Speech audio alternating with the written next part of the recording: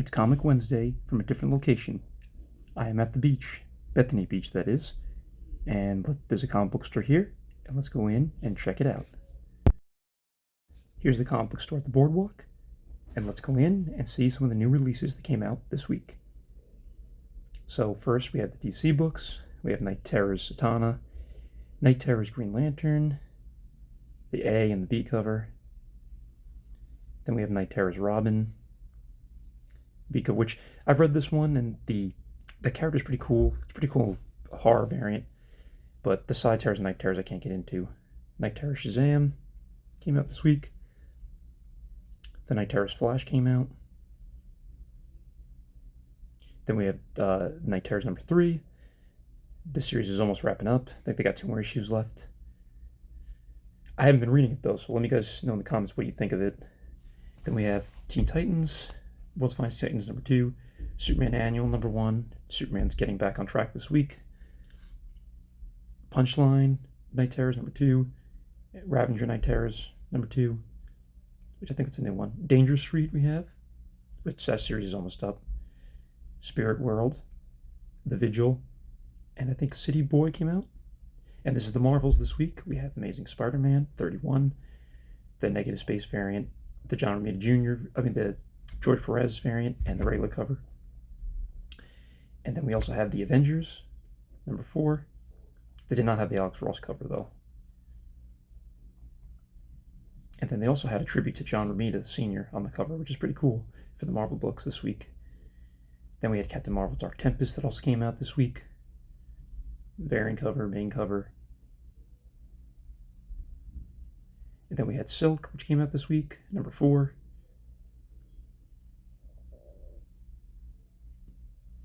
And then let's check out some other releases. We had Spider-Man, came out this week.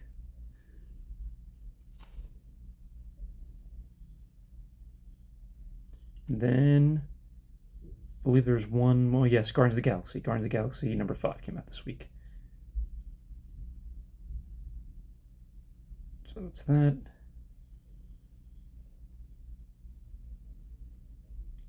And then we had Wildcats, which I believe came out this week too, from DC.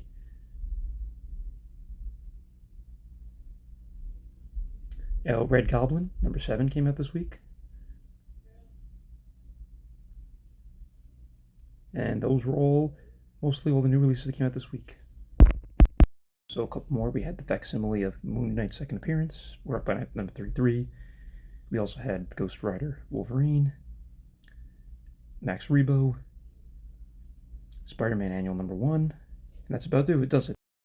So this is what I picked up this week. I picked up the Amazing Spider-Man Annual number 1, that great variant cover with Wolverine fighting Spider-Man. I wasn't eventually going to pick this up, but I decided to because this variant cover is awesome. So that's one I picked up. Then, sticking with Wolverine, I picked up Ghost Rider Wolverine, the Alpha number 1, the George Perez cover. That's a pretty sweet cover. They did not have the Frank Miller cover, but that cover is not that great in my opinion. I much rather this one. And the story seems pretty cool, so cool to check that out. I picked up Werewolf by Night, number 33, facsimile, the second appearance of Moon Knight, which I hear is even scarcer than the first appearance, so it's a cool one to read. I read his first appearance. I don't think I've ever read a second one, so it's cool. It's got all the ads and stuff in it, so it's like you bought it from the stands today, for if you're not familiar with facsimile. So very cool. Excited to read that one. Then I picked up Max Rebo, number 1, the connecting variant. Jabba's Palace is one of my favorite scenes in Return of the Jedi, so the connecting variant is cool, and I love Max Rebo, so I cannot wait to read this one. So, yeah, here we take a little sneak peek in here. There's Max Rebo himself. Very cool. And then last but not least, I picked up the $10. That's right, you heard that right. $10 Amazing Spider-Man number 31. Now, I'm not a huge fan of this Amazing Spider-Man run, and to be honest with you, I almost passed the $10 because I feel like that's way, way, way, way too expensive for this, and it's only legacy numbering 925. It's not even anniversary. I don't understand why they're doing it, but I heard decent things about it, so I figured I'd pick it up. Plus, can't go wrong with the cool George Perez cover.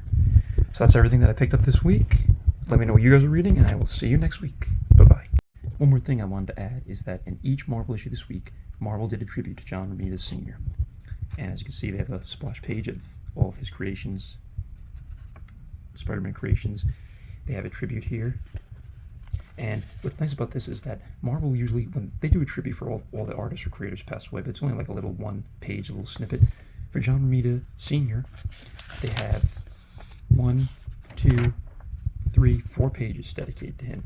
A little bio about his work.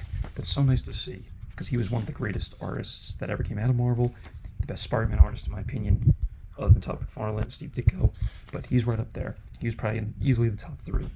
So, and you can see there's a tribute from Kevin Feige, CB, Sapolsky, and Nick Lau. And, you know, this is a Spider-Man issue, so this is the Spider-Man Annual #1, so it's nice to see a nice tribute of the great John Romita Sr. So if you pick up any Marvel book this week, there should be one in there.